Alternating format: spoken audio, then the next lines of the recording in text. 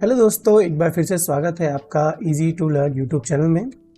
ये pivot table की video number 3 होने वाली है। आज की वीडियो में हम कुछ टॉपिक कवर्स करेंगे, जैसे कि है कस्टम ग्रुप लेबल्स। हम कस्टम ग्रुप लेबल कैसे बना सकते हैं टेक्स्ट कॉलम पे या फिर डेटा के कॉलम पर और नंबर्स कॉलम पे। हम डेटा सोर्स को पिवट टेबल के कैसे चेंज कर सकते हैं, पिवट टेबल के डेटा सोर्स को हम डायनेमिक कैसे बना सकते हैं और स्लाइसर का यूज़ कैसे करते हैं। तो बिना किसी देरी के चलते हैं अपनी कंप्यूटर स्क्रीन पर, शुरू करते हैं आज का वीडियो। तो ये आ गए हम अपनी कंप्यूटर स्क्रीन पर, और लास्ट वीडियो में हमने कुछ इस तरह का पिवट टेबल यूज़ किया था अपने सुपरस्टोर डेटा सेट पर। ठीक है, सो आज की वीडियो में सबसे पहले हम कस्टम ग्रुप की बात करेंगे या कस्टम ग्रुप लेबल्स की बात करेंगे।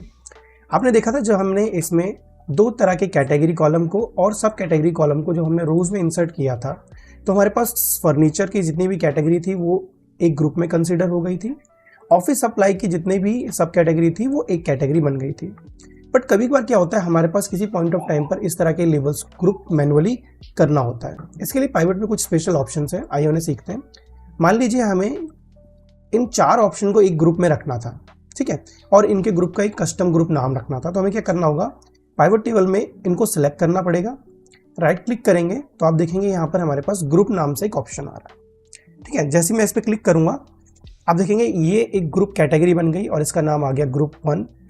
इसका हम नाम अपने अकॉर्डिंगली चेंज कर सकते हैं, जैसे मैं इसको लिख देता हूँ ऑफिस। ठीक है, अब आप देखेंगे इन चारों के लिए तो कैटेगरी का नाम ऑफिस हो गया, बट बाकी सारी रिमेनिंग कैटेगरी के ऊपर उन्हीं कैटेगरी का नाम वापस से रिपीट हो रहा है।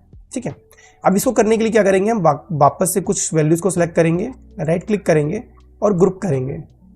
ठीक है, अब आप देखेंगे जितनी भी वैल्यूज को हमने सेलेक्ट किया था वो एक अलग ग्रुप में आ गई है। मैं कंट्रोल जेड करके आपको वापस शो करता हूँ। अब देखिए हमने यहाँ से यहाँ तक सेलेक्ट किया था। ठीक है, अगर ऐसे सिलेक्शन में आपको कंफ्यूजन हो रही है तो आप एक काम करें, राइट क्लिक करें, एक्सपैंड एंड कोलैप्स में जाएं और कोलैप्स इंटायर फील्ड पे क्लिक कर दें। इस तरह से देखेंगे आप कि हमारी ऑफिस की एक ग्रुप है और बाकी सारे जो नॉन ग्रुप आइटम है हमारे पास आ रहे हैं। अब मैं इन सभी ग्रुप आइटम को सिलेक्ट करता हूँ, राइट क्लिक करता हूँ और इन्हें ग्रुप कर दूंगा और इस ग्रुप का नाम लिख दूंगा, मान लीजिए अदर्स। ठीक है, सो आप देखेंगे इस कितनी इजीली हमने यहाँ पर मैनुअली 2 ऑफ ग्रुप क्रिएट कर दिए, जिसमें हमारे पास 4 आइटम ऑफिस ग्रुप में हो गए और बाकी रिमेनिंग आइटम हमने अदर्स ग्रुप में सेट कर दिया। सो इस तरह से हम किसी भी टेक्स्ट वाले कॉलम पर ग्रुपिंग कर सकते हैं। हालांकि जब हमें ये ग्रुपिंग किसी न्यूमेरिक कॉलम पे करना होगा तो थोड़ा सा डिफरेंट तरीका यूज होता है। मैं काम करता हूँ, इस पिवट टेबल को यहाँ से कॉपी करता हूँ और यहाँ पर पेस्ट कर देता हूँ। अब हम क्या करेंगे, ये जितनी भी कैटेगरीज थी इसको रिमूव कर देंगे और इस बार हम कुछ डिफरेंट न्यूमेरिक कॉलम यूज करेंगे। तो मैं यहाँ से क्या करता हूँ, डिस्काउंट वाले कॉलम को, डिस्काउंट की जगह क्वांटिटी वाले कॉलम को यूज कर लेते हैं। आप देखेंगे जैसा कि पिवट टेबल के ऑप्शन में होता है कि जब भी हम कोई कॉलम को रो लेवल या कॉलम लेवल में डालते हैं हमारे पास यूनिक लिस्ट आ जाती है। अब यूनिक लिस्ट में आप देखेंगे 1 to 14 हमारे पास क्वांटिटी है, यानी हमारे पास हर एक प्रोडक्ट की क्वांटिटी वाइज की डिटेल आ गई है। ठीक है, मैं इसका हेडिंग का नाम चेंज करके क्वांटिटी कर देता हूँ। तो आप देखेंगे वो प्रोडक्ट जिसकी क्वांटिटी 1 थी वो कितने सोल्ड हुए हैं, उसका टोटल सेल्स क्या और एवरेज सेल्स क्या। अगर किसी पॉइंट ऑफ टाइम में आपको इनकी ग्रुपिंग करनी हो, जैसे 1 to 3, ठीक है, 4 to मान लीजिए 10 चाहिए और मोर देन 10 जो आपको ग्रुप करना है, तो कैसे करेंगे। सिमिलर पैटर्न पे आप राइट क्लिक करेंगे और ग्रुप्स पे क्लिक करेंगे। इस बार जब आप ग्रुप्स पे क्लिक करेंगे तो आपके पास कुछ इस तरह का ऑप्शन आएगा जिसमें स्टार्टिंग एट और एंडिंग एट का ऑप्शन आपको मिल रहा है। आप देखेंगे ऑटोमेटिकली इसने स्टार्टिंग एट 1 और एंडिंग एट 14 को सिलेक्ट कर लिया है। अब ये ग्रुप बाई 1 कैरेक्टर इसने ऑटोमेटिक सेट कर रखा है, हमें चाहिए पर 3 कैरेक्टर। तो मैंने क्या किया, यहाँ पे मान लीजिए 3 लिखकर ओके कर दिया। आप देखेंगे 1 to 3, 4 to 6, 7 to 9, 10 to 12 और 13 to 14 का ग्रुप हमें यहाँ पे देखने को मिल रहा है। मैं एक बार कंट्रोल जेड करता हूँ। अब देखेंगे हमारे पास नॉर्मल कैटेगरी कुछ इस तरह थी, फिर हमने क्या किया, पूरे ही लेवल पे राइट क्लिक किया और ग्रुप पे क्लिक किया, जिस वजह से हमारे पास ग्रुपिंग का ऐसा ऑप्शन आया। हम इसमें डिफरेंट ग्रुप डाल देते हैं, मान लीजिए मैं 5 का डाल देता हूँ तो ग्रुप बाई 5 हो जाएगा। तो आप देखेंगे इस बार 1 to 5, 6 to 10 और 11 to 15 ग्रुप होंगे। ठीक है, मैं एक बार फिर से कंट्रोल जेड करता हूँ।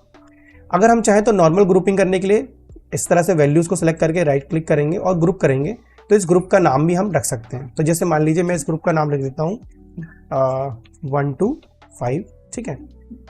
मैं इसे क्या करूँगा, राइट क्लिक करूँगा, एक्सपैंड एंड कोलैप्स में जाऊँगा और कोलैप्स एंटायर फील्ड करूँगा। फिर मैं 6 to 10 सेलेक्ट करूँगा, राइट क्लिक करूँगा और ग्रुप करूँगा। इस ग्रुप का मैं नाम रख दूंगा यहाँ पर 6 to 10, ठीक है। फिर मैं नीचे की सारी वैल्यू को सिलेक्ट करूँगा, राइट क्लिक करूँगा, ग्रुप में जाऊँगा और इस ग्रुप का नाम लिख दूंगा ग्रेटर देन 10, ठीक है। अब आप देखेंगे हम नंबर्स पे दो तरीके से ग्रुपिंग कर सकते हैं। एक जो हमारा ट्रेडिशनल टेक्स्ट वाला ग्रुपिंग था, जिसमें हमें लेबल्स को सिलेक्ट करना होता है और देन ग्रुप का नाम लिखना होता है। दूसरा कि अगर हम डिफरेंट इंटरवल पे कोई ग्रुप बनाना चाहते हैं तो उसके लिए हम किसी भी वैल्यू पे राइट क्लिक करके ग्रुप वाले ऑप्शन पे क्लिक करेंगे तो हमारे पास ऑप्शन आएगा। अभी ऑलरेडी ग्रुपिंग हो रखा है इसलिए ये ऑप्शन नहीं आ रहा है, ठीक है। मान लीजिए आपने ग्रुपिंग कर लिया और ये ग्रुपिंग गलत हो गया और इसे अनग्रुप करना है, तो ईजिली आप क्या करेंगे, किसी भी सेल पर राइट क्लिक करके अनग्रुप वाले ऑप्शन पे क्लिक करेंगे तो आप देखेंगे यहाँ पे, आपको पूरा एरिया सेलेक्ट करना है, राइट क्लिक करना है और अनग्रुप पे क्लिक करना है। आप जैसे अनग्रुप पे क्लिक करेंगे आपकी वैल्यू वापस से यहाँ पर रिस्टोर होके मिल जाएगी, ठीक है। हालांकि अगर मैं कंट्रोल जेड करूँ तो अगर आप गौर करेंगे यहाँ पर पिवट टेबल में आप देखेंगे क्वांटिटी और क्वांटिटी के ऊपर क्वांटिटी 2 वाली वैल्यू भी हमें देखने को मिल रही है। हम इनको भी वाइसा वर्सा यूज़ कर सकते हैं। जैसे अगर मैं क्वांटिटी को रिमूव कर दूँ तो केवल मेरे पास क्वांटिटी की कैटेगरी रहेगी जो हमने बनाई है कस्टम, या मैं क्वांटिटी की कैटेगरी को फिल्टर लेवल में डाल के और रो लेवल में केवल क्वांटिटी को यूज़ करके यहाँ से डेटा को फिल्टर कर सकता हूँ, ठीक है। तो यहाँ से मैंने एक फिल्टर कैटेगरी बना लिया बजाय मैं उसको कस्टम लेवल में यूज़ करूँ। तो ये हमारे लिए बहुत यूज़फुल हो जाता है अपने डेटा को मॉडिफाई करके उसे अलग तरीके से एनालाइज करने के लिए। थर्ड ऑप्शन के लिए मैं क्या करूँगा, पाइवट टेबल को फिर से कॉपी करूँगा और एक नया पाइवट टेबल यहाँ पर इंसर्ट करूँगा, ठीक है। इस बार हम डेट कॉलम का यूज़ करेंगे। तो हम कोई सा भी एक डेट कॉलम यहाँ से सर्च करेंगे। मान लीजिए हमारे पास ऑर्डर डेट है, हम ऑर्डर डेट को यहाँ एंटर करेंगे, ठीक है। आप गौर करेंगे कि जैसे ही मैंने यहाँ पे ऑर्डर डेट को एंटर किया है ऑटोमेटिकली यहाँ पर क्या है, ऑर्डर की जगह मेरे पास बहुत सारे अलग अलग ऑप्शन आ रहे हैं। अगर आप पिवट टेबल में देखेंगे तो रो में मेरे पास ईयर, क्वार्टर्स और ऑर्डर डेट का ऑप्शन आ रहा है, जबकि हमने केवल ऑर्डर डेट्स का ही फील्ड इंसर्ट किया था। और अगर मैं इनको प्लस करके देखता हूँ तो आप देखेंगे 2014 के अंदर मेरे पास क्वार्टर्स दिखा रहा है, क्वार्टर 1 2 3 4, ये क्वार्टर्स कैलेंडर ईयर पर है। अब जब देखेंगे इसके अंदर मुझे मंथ देखने को मिल रहा है और डेट्स देखने को नहीं मिल रही है। कई बार ये ऑप्शन बहुत लोग को अनोइंग करता है क्योंकि उन्हें डेट्स को एंटर करना होता है बट उन्हें रिजल्ट में डेट्स की जगह कुछ इस तरह के ईयर्स, क्वार्टर और ऑर्डर मिलते हैं। सो सिंपली हमें क्या करना है, इसको एक्सक्लूड करने के लिए या रिमूव करने के लिए राइट क्लिक करना है और अनग्रुप पे क्लिक करना है। आप देखेंगे जैसे ही मैंने अनग्रुप किया अब मुझे यहाँ पे डेट्स देखने को मिल रही है। मैं इसका नाम चेंज करके ऑर्डर डेट कर देता हूँ, ठीक है। आप देखेंगे हमारे पास यहाँ पर सारी डेट्स हैं जो कि फेब 2014 से स्टार्ट हो रही हैं और पूरे एंड ऑफ द जो हमारे पास दिसंबर 2017 तक है, ठीक है। अब इन डेट्स को अगर हमें ग्रुपिंग करना है तो जैसे हमने नंबर फील्ड पे राइट क्लिक किया था किसी भी सेल पर और ग्रुप पे क्लिक किया था तो हमारे पास एक विंडो ग्रुपिंग का आ जाएगा। स्टार्टिंग डेट हमारा 03/2024 है, 3 जनवरी 2024 से लेकर 31 दिसंबर 2017 तक का है। अब अगर मैं इसे मंथ में ग्रुपिंग करना चाहूँ तो मैं केवल मंथ का ऑप्शन सेलेक्ट कर सकता हूँ। अगर मुझे मंथ और ईयर करना है तो मैं दूसरा मंथ और ईयर पे क्लिक करूँगा और यहाँ से ओके कर दूंगा। अब देखेंगे जैसे ही मैंने ओके किया मेरे पास एक ईयर का ऑप्शन आ गया। पिवट टेबल में भी देखेंगे year option and then order dates में मेरे पास अब केवल मंथ यहाँ पर विजिबल है, ठीक है।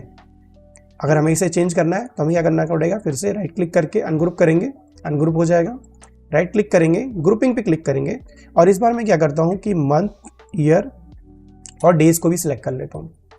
मैं जैसे ओके करूँगा तो आप देखेंगे इस बार हमारे पास, मैं इनको राइट क्लिक करके एंटायर कर देता हूँ तो आप देखेंगे इस बार मेरे पास ईयर भी है, मेरे पास मंथ भी है और मंथ के अंदर रेस्पेक्टिव डेट्स भी है। हालांकि इसका फॉर्मेट आपको डेट वाले फॉर्मेट से डिफरेंट दिखेगा।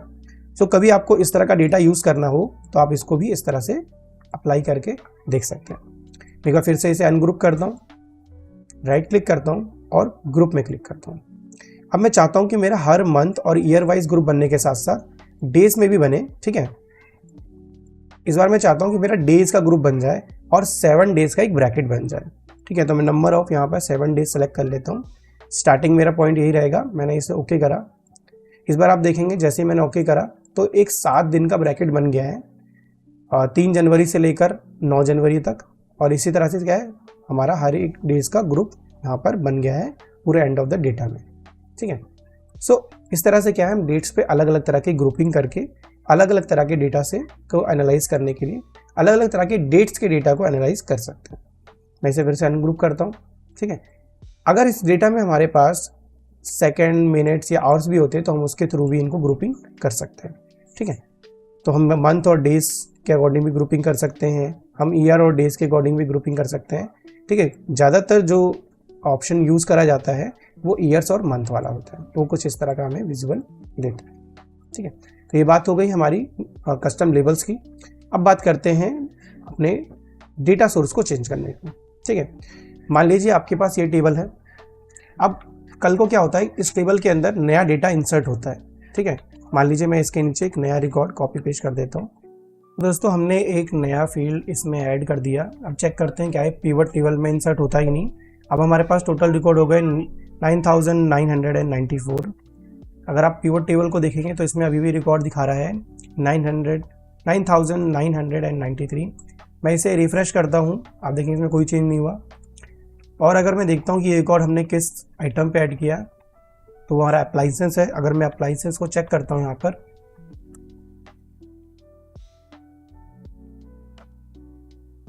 तो अप्लाइंसेस हमारे पास है 467। अगर मैं अप्लाइंसेस में आता हूँ तो यहाँ पे देखेंगे 466 दिखा रहा है, और मैं यहाँ पे रिफ्रेश कर रहा हूँ तब भी ये चेंज नहीं हो रहा। ऐसा इसलिए होता है क्योंकि हमारा जो पिवट टेबल होता है उसका डेटा रेंज हमने अभी फ्रीज कर रखा है, यानी हमने उसे डायनेमिक नहीं बनाया। तो हमें क्या करना पड़ेगा, अपने पिवट टेबल की रेंज को चेंज करना पड़ेगा।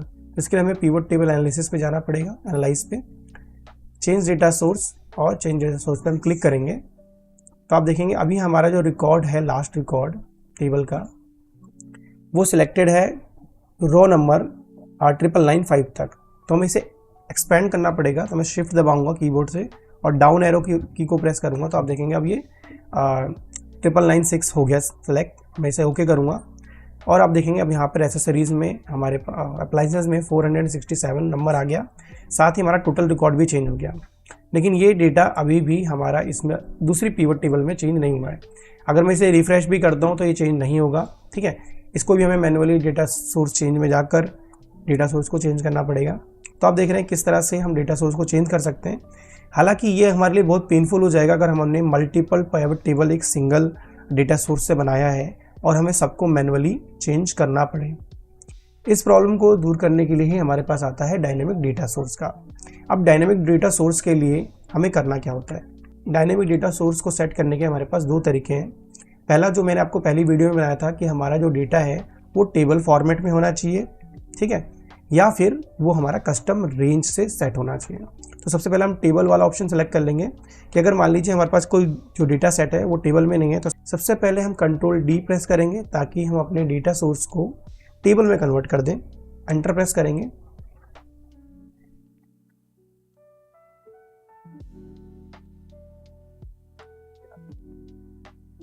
ठीक है, आप देखेंगे कि जैसे हमने इसे एंटर किया हमारा पूरा डेटा एक टेबल सोर्स में कन्वर्ट हो गया। और आप देखेंगे यहाँ टेबल डिज़ाइन का ऑप्शन भी आ गया है और इसका नाम हो गया है टेबल 1। हम इसको कुछ भी नाम दे सकते हैं ईजिली, जैसे मैं इसका नाम सिंपली डेटा रख देता हूँ। एंटर प्रेस करता हूँ। ठीक है, और अगर मुझे ये फॉर्मेटिंग पसंद नहीं आ रही तो मैं वापस से इसे लाइट वाले ऑप्शन पर सेलेक्ट करूँगा ताकि हमारा नॉर्मल फॉर्मेट हमें देखने को मिले। तो आप देखेंगे हमारा नॉर्मल फॉर्मेट मिल रहा है। अब अगर हम डेटा सोर्स में जाते हैं और उसके बाद हमें क्या करना है, एक बार यहाँ पे सब जगह डेटा एंटर कर देना है। ठीक है, चेंज सोर्स पे जाना है और यहाँ डेटा एंटर कर देना, जो भी हमारी टेबल का नाम है एंटर करना है। सेम यहाँ पर भी। तो जैसे हम एंटर कर देंगे, अब अगर हम रिफ्रेश करेंगे तो हमारा टेबल में जो भी डेटा इंसर्ट होगा वो तीनों के लिए चेंज हो जाएगा। आइए इसे चेक करते हैं। मैं टेबल में एक नया रो इंसर्ट करता हूँ 9995। ठीक है, और मैं सारी वैल्यू यहाँ पे सेम कॉपी कर देता हूँ। अब देखेंगे अब यहाँ पे हमारे पास रिकॉर्ड है 9995। और अभी आप देखेंगे सारे ही टेबल को अगर मैं आपको दिखाऊं, मैं इसे इन ग्रुप कोलैप्स कर देता हूँ। यहाँ पे हमारे पास 994 है, यहाँ पर भी 994 है और यहाँ पे भी 994 है। मैं राइट क्लिक करके रिफ्रेश करूँगा आप देखेंगे यहाँ पे भी 995 हो गया, यहाँ पे भी 995 हो गया और यहाँ पे भी 995 हो गया। यानी अगर हमारी पिवट टेबल किसी टेबल फॉर्मेट वाले डेटा सोर्स से कनेक्ट है तो हम अगर एक भी पाइवट टेबल को रिफ्रेश करेंगे तो हमारी सारी ही पाइवट टेबल उससे इफेक्टिव हो जाएंगी अगर वो सिंगल डेटा सोर्स से कनेक्टेड है, और सारी ही रिफ्रेश हो जाएगी। हालांकि कुछ लोग को टेबल पे काम करने में इशू होता है क्योंकि टेबल में जो फॉर्मूला प्रोसेसिंग है वो स्लो हो जाती है, क्योंकि जब भी हम कोई फॉर्मूला इंसर्ट करते हैं वो सारे ही रोज के लिए एप्लीकेबल हो जाता है। तो मान लीजिए अगर हमें टेबल फॉर्मेट यूज़ नहीं करना और हम एक नॉर्मल फॉर्मेट यूज़ करना चाहते हैं, ठीक है, तो अगर मान लीजिए मेरा डेटा एक नॉर्मल फॉर्मेट में है तो हम इसको फॉर्मूला के थ्रू नेम रेंज बनाकर भी यूज़ कर सकते हैं। एग्जाम्पल के लिए मैं यहाँ एक फॉर्मूला लिखूंगा ऑफसेट, जो कि आप मेरी वीडियो रेफर कर सकते हैं, आई बटन में उसका लिंक आ जाएगा। ऑफसेट मैं सेलेक्ट करूँगा, रेफरेंस हो जाएगा हमारा जहाँ से हमारा डेटा स्टार्ट है, इसे मैं F4 से फ्रीज कर दूंगा, कॉमा करूँगा, ठीक है। मुझे कोई भी रोज़ या कॉलम ऑफसेट नहीं करना तो मैं यहाँ पे दोनों को ब्लैंक छोड़ दूंगा, कॉमा करूँगा। अब जो मेरे डेटा की हाइट होगी मैं काउंट ए सेलेक्ट करके और अपना सीरियल नंबर वाले कॉलम को पूरा सेलेक्ट कर लूँगा, ठीक है। तो इस तरह से हम क्या करेंगे, पूरा डेटा को सेलेक्ट कर लेंगे नीचे तक, यानी इंटायर कॉलम को सेलेक्ट कर लेंगे और इसे F4 से फ्रीज ज़रूर कर देंगे। ब्रैकेट करेंगे रोज़ के लिए तो हमारा काम हो गया। अब हम हाइट विड्थ के लिए करेंगे, कॉलम्स के लिए, तो मैं काउंट ए फिर से लिखूंगा और इस बार मैं हेडर्स को सेलेक्ट करके कंट्रोल स्पेस और शिफ्ट स्पेस प्रेस करूंगा तो आप देखेंगे पूरी इंटायर रो सेलेक्ट हो गई। यहाँ भी मुझे F4 करके इसे फ्रीज करना है, ब्रैकेट बंद करके एक और बार ब्रैकेट बंद करना है और एंटर प्रेस करना है, ठीक है। अगर आप नया वर्जन यूज़ कर रहे होंगे तो फॉर्मूला स्पेल के कारण आपको दोबारा से टेबल दिखेगी, हमें उसे इग्नोर करना है। अभी हम इसे क्या करेंगे, फॉर्मूला को कॉपी कर लेंगे, फॉर्मूला में जाएंगे, नेम रेंजेस में जाएंगे, न्यू करेंगे और यहाँ पर मान लीजिए मैं अपने इस टेबल का नाम लिख देता हूँ सेल्स डेटा और रेफर टू की जगह मैं अपना फॉर्मूला जो मैंने लिखा था उसको पेस्ट कर देता हूँ, ठीक है। आप देखेंगे यहाँ पे सेल्स डेटा नाम से एक हमारे पास नेम रेंज आ गया। मैं इस पर क्लिक करके अगर इसके रेफर टू पे क्लिक करूँगा तो आप देखेंगे मेरा पूरा टेबल हाईलाइट हो रहा है, ठीक है, टॉप टू बॉटम, ठीक है, पूरा डेटा हाईलाइट हो रहा है। मैं इसे क्लोज कर दूंगा और जो हमने फॉर्मूला लिखा था इसको भी मैं डिलीट कर दूंगा, ठीक है। अब अगर मुझे पाइवट टेबल को रेफरेंस करना है इस पर्टिकुलर डेटा रेंज से, ठीक है, तो मान लीजिए मैं एक नई पाइवट बनाता हूँ, यहाँ पर इंसर्ट पिवट टेबल, और अब यहाँ पर मेरे से पूछेगा टेबल और रेंज। तो अगर मुझे टेबल यूज़ करना है तो मुझे डायरेक्ट टेबल का नाम लिखना है, जैसे डेटा, ठीक है। पर अगर मैं डेटा टेबल को यूज़ नहीं करने के रेंज को यूज़ करना चाहता हूँ तो मैं यहाँ से F3 कीबोर्ड से प्रेस करूँगा तो आप देखेंगे मेरे पास रेंज का जो हमने नाम लिखा था सेल्स डेटा वो आ गया और इसे ओके कर देंगे, ओके करेंगे और आप देखेंगे यहाँ पर हमारी पिवट टेबल रेडी हो गई है और इसमें सारा डेटा भी आ गया है। मैं क्विकली एक छोटा सा डेटा इसमें टेबल बना लेता हूँ, मैं सब कैटेगरी को डाल देता हूँ और सब कैटेगरी को ही काउंट कर लेता हूँ। तो आप देखेंगे यहाँ पर हमारे पास 995 रोज़ है। मैं अगर अपने डेटा में जाता हूँ, यहाँ पे एक नई रो कॉपी करता हूँ और इसको 996 कर देता हूँ, ठीक है, और ग्रैंड टोटल में जाकर रिफ्रेश करता हूँ। आप देखेंगे जबकि हमारा डेटा टेबल में नहीं है फिर भी हमारा यहाँ डेटा अपडेट हो गया है। मैं एक बार फिर से क्या करता हूँ, एक नई रो इंसर्ट करता हूँ, इसको नया नंबर दे देते हैं, ठीक है, और जाके यहाँ पर रिफ्रेश करेंगे। जैसे रिफ्रेश कर रहा हूँ आप देख रहे हैं यहाँ पर डेटा मेरे पास ऐड हो जा रहा है। सो ज़रूरी नहीं है कि आपका डेटा अगर रोज़ में इंसर्ट होगा तो आएगा। अगर मैं नया कोई कॉलम भी इंसर्ट करता हूँ, मान लीजिए मैं एक सैम्पल कॉलम ऐड कर देता हूँ, ठीक है, जिसमें मैं क्वांटिटी को मल्टीप्लाई कर देता हूँ सेल्स माइनस प्रॉफिट कर देता हूँ, ठीक है। आप देखेंगे मैंने एक कॉलम ऐड किया है। अब अगर मैं जाऊँगा अभी मेरे इस टेबल में, आप देखेंगे मेरा नया कॉलम यहाँ नहीं है, लेकिन जैसे ही मैं इसे रिफ्रेश करूँगा तो आपको देखेंगे यहाँ सैम्पल कॉलम भी हमारे को देखने को मिल रहा है और मैं इसको पिवट टेबल में नॉर्मली यूज़ भी कर सकता हूँ। सो हमने सीख लिया कि किस तरह से हम पिवट टेबल के डेटा सोर्स को चेंज करते हैं और किस तरह से हम डायनेमिक डेटा सोर्स को भी यूज़ कर सकते हैं। चलिए अब सीखते हैं कि हम किस तरह से स्लाइसर का यूज़ कर सकते हैं और स्लाइसर से हम अलग अलग रिपोर्ट्स को कैसे कनेक्ट कर सकते हैं, ठीक है। अभी हम इन्हीं 3 टेबल्स का यूज़ कर लेते हैं जो हमने अभी जस्ट सीखा था ग्रुपिंग करने के लिए। तो अभी आप देखेंगे मेरी 3 अलग अलग टेबल्स हैं, तीनों टेबल में अलग अलग डेटा है, अलग अलग रो लेवल्स के अकॉर्डिंग। अब मैं चाहता हूं कि मेरा ये सारी टेबल्स बेस्ड ऑन फिल्टर हो जाए। मैं एक सिंगल पिवट टेबल को फिल्टर करूं और मेरी सेकंड टेबल भी उसी के अकॉर्डिंग फिल्टर हो जाए। ठीक है, एग्जांपल के लिए अगर मैं पिवट टेबल दिखाऊं तो मेरे पास रीजन नाम से एक कॉलम है। ठीक है, अगर मैं रीजन को फिल्टर में डालता हूं तो आप देखेंगे यहाँ पे मेरे पास सेंट्रल रीजन है, ईस्ट है, साउथ और वेस्ट है। अगर मैं यहाँ पे ईस्ट पे सिलेक्ट करता हूँ तो आप देखेंगे मेरी फर्स्ट पिवट टेबल तो रिफ्रेश हो गई अकॉर्डिंगली ईस्ट के, बट सेकंड और थर्ड में कोई चेंज नहीं आया। अगर मैं चाहता हूँ कि मैं ऐसा कोई फिल्टर बनाऊँ जिससे क्या है तीनों पिवट टेबल वन गो में फिल्टर हो जाए, तो उसके लिए हमें क्या करना पड़ेगा, इनको कनेक्ट करना पड़ेगा। अब एक्सेल में पिवट टेबल को डायरेक्टली हम कनेक्ट नहीं कर सकते, उसके लिए हमें एक ऑप्शन यूज करना होता है जिसे हम कहते हैं स्लाइसर। स्लाइसर आपको पिवट टेबल एनालाइज में जाके फिल्टर्स टैब में मिलेगा, जिसमें हमारे पास 3 ऑप्शन है, फिल्टर, स्लाइसर, इंसर्ट टाइमलाइन और फिल्टर कनेक्शन। अब जैसे आप इंसर्ट स्लाइसर पे क्लिक करेंगे तो आपके पास सारे ही कॉलम के नाम आ जाएंगे जिस कॉलम के बेस पर आपको स्लाइसर लगाना है। ठीक है, अभी हमने रीजन को कॉलम के बेस पे फिल्टर करना था तो हमने रीजन को सिलेक्ट करना है, ओके करना है। अगर आपकी लिस्ट बहुत लंबी है तो आप क्या कर सकते हैं, आप किसी भी पिवट टेबल पे सिलेक्ट करके उस कॉलम का नाम सर्च करें, इस पर राइट क्लिक करें और ऐड अ स्लाइसर पे क्लिक कर दें। ठीक है, अब आप देखिएगा मैं इस स्लाइसर पे जब क्लिक कर रहा हूँ तो मेरी फर्स्ट टेबल अकॉर्डिंगली फिल्टर हो रही है और बाकी टेबल्स जो है फिल्टर नहीं हो रही है। इसके लिए मुझे करना क्या है, मुझे स्लाइसर को सिलेक्ट करना है, स्लाइसर में जाना है और आप देखेंगे यहाँ पे रिपोर्ट कनेक्शन का ऑप्शन आ रहा है। इसको हम राइट क्लिक करके भी रिपोर्ट कनेक्शन यहाँ से भी सिलेक्ट कर सकते हैं। मैंने रिपोर्ट कनेक्शन पे क्लिक किया तो आप देखेंगे हमारे पास कुछ इस तरह की टेबल आ जाएगी। इस टेबल में हमारे पास पिवट टेबल के नाम और शीट के नाम है। ठीक है, अब अगर गौर करेंगे तो हमारे पास शीट 2 में भी एक पिवट टेबल है और पिवट टेबल शीट में भी हमारे पास 3 पिवट है, पर जब मैं रिपोर्ट कनेक्शन की बात कर रहा हूँ तो मेरे पास यहाँ पर शीट 2 का नाम नहीं आ रहा है। ऐसा इसलिए होता है कि जब हमारे पास जो पिवट टेबल्स हैं वो डिफरेंट सोर्स से कनेक्टेड है। अगर वो पिवट टेबल भी हमारी सेम सोर्स से कनेक्ट होगी तो उसका नाम भी यहाँ आ जाएगा। जैसे कि मैं इसे कैंसिल करता हूँ, शीट 2 में जाता हूँ और ये जो मेरा डेटा सोर्स है मैं इसको चेंज कर देता हूँ। इस बार मैं यहाँ पर डेटा लिख दूंगा जो कि मेरा पिवट टेबल का डेटा है, मैं उसको सेलेक्ट करूँगा।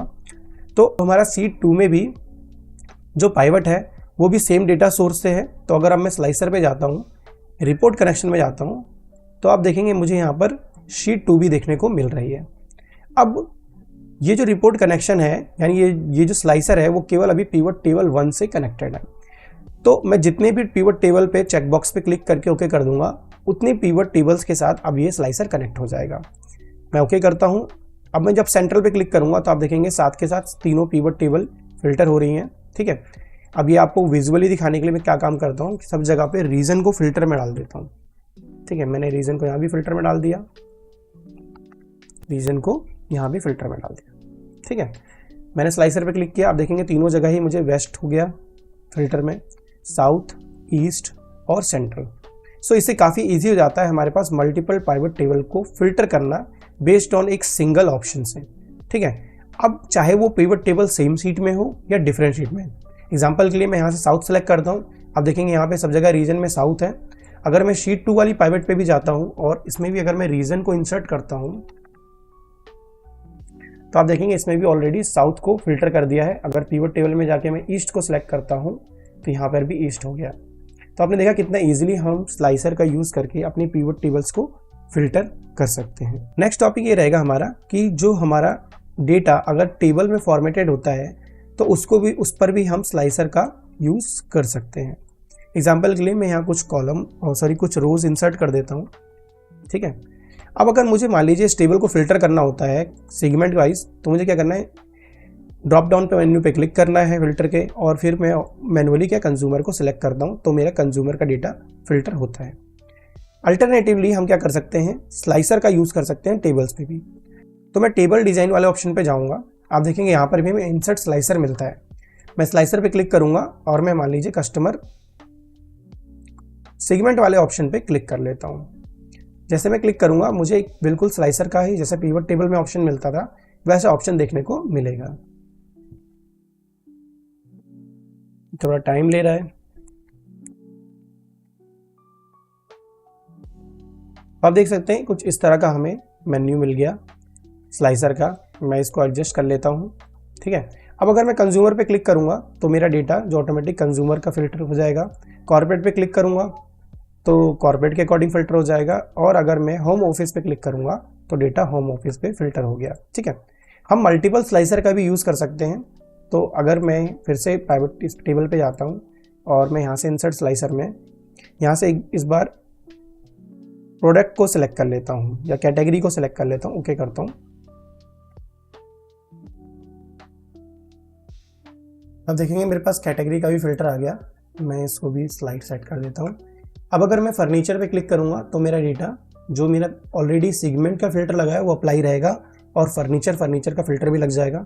मैं ऑफिस सप्लाई पे क्लिक करूँगा तो मेरा जो डेटा है वो फिल्टर हो जाएगा बेस्ड ऑन ऑफिस सप्लाई। अब चाहूँ तो मैं कंज्यूमर पे वापस फिल्टर लगा सकता हूँ, तो मेरा डेटा कंज्यूमर और ऑफिस सप्लाई दोनों फिल्टर अप्लीकेबल है। सो आज की वीडियो में इतना ही। आपको वीडियो कैसा लगा कमेंट करके ज़रूर बताएं। अगर आपको वीडियो अच्छा लगा है तो लाइक करना बिल्कुल ना भूलें, और चैनल को अगर आपने सब्सक्राइब नहीं किया है तो सब्सक्राइब जरूर करें। मैं मिलता हूँ आपसे अगली वीडियो में, तब तक के लिए बाय।